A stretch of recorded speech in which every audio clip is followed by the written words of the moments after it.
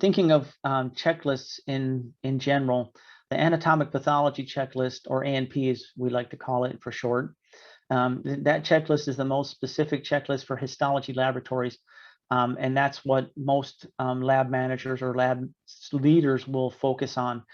But you cannot completely disregard the other two, the lab general and the all common, because some standards that are out of compliance in one will lead to deficiencies in multiple checklists.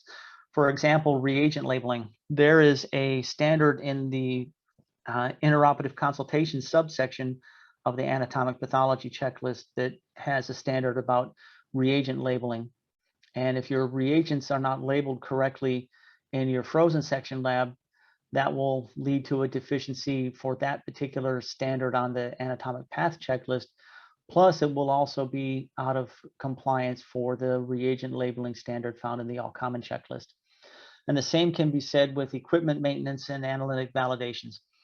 Those are both areas where there's multiple standards in multiple checklists that are relevant.